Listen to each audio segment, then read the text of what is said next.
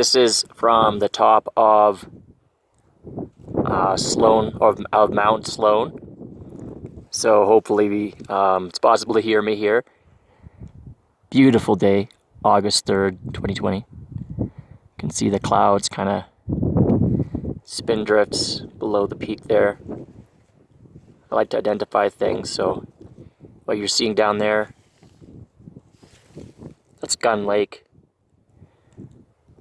And you can kind of see, well, there's the La Joie Dam would be down there. You see that long lake full of glacial water. That's why it gets its color. Well, it goes through a dam, of course. That's a reservoir. You can see because it's got weird looking beaches. And that empties out, and then you can kind of see in the distance there, kind of behind the peak a little bit, the lower part of the peak. That's the Bridge River, but if you were to keep following that down, then you get to more dams. So that's where we get our electricity. Looking, further east, you're starting to look. We're looking into the interior, right? So you're seeing some of the Chilcotin Mountains. I don't really know them very well, but you can see how they don't have as much forest on them, and they're a little bit more eroded, I guess. It's a way of kind of knowing them. What's not visible behind the mountain would be the town of Goldbridge. What you're seeing down here, on the other side of the view of the peak there is Railroad Pass, right? So that's the road leading up to Railroad Pass. You can pretty much see the road, or I can see the road.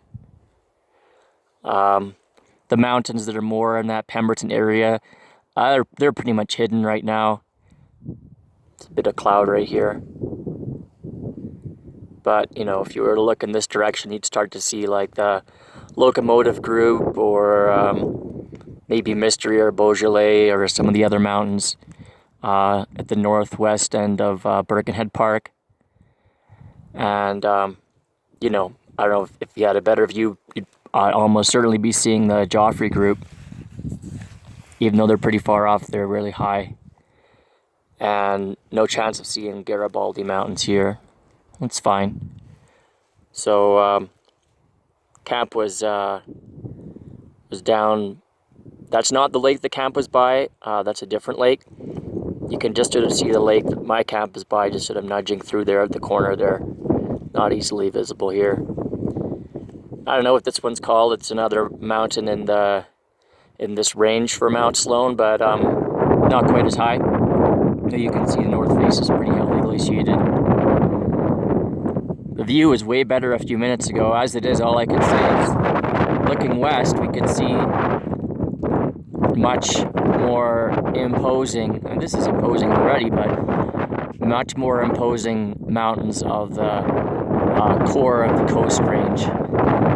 Big glaciers, and middle of the shot right there, you're seeing a glacier with a lot of barren ground underneath it, so I guess steadily melting, and a lot of that water ends up in a reservoir for the dam, right?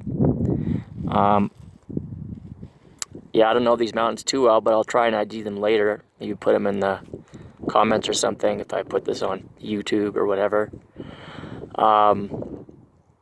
Wish it was a better day, Good reason to be here would be to look for some of those higher mountains that are in the distance. Basically, if I had a perfect view today, and depending on what gets in the way, I'm facing the phone in the direction of where I would find things like Monarch and Waddington and Queen Bess. As it is, if I'm right from yesterday, if we look there up the Bridge River Valley, you're seeing there, you are going to be able to see Monmouth. Big ice fields right there above it, or below it, I guess. And then here, just panning across the Bridge River Valley, what you can see, what you have a good view of, is what I did yesterday, and that's Dixon Peak. So a little bit higher than this one, but nowhere near as much fun. I'm just gonna pan a bit in the low there, lower down. yeah, so highly recommend Mount Sloan. You know, they've done a lot of work on the trails. The rock is really good. Access was fine, actually. I only had water bars at the very end of the route. So, yeah, it's been, other than this kind of unsettled weather, it's been a perfect day.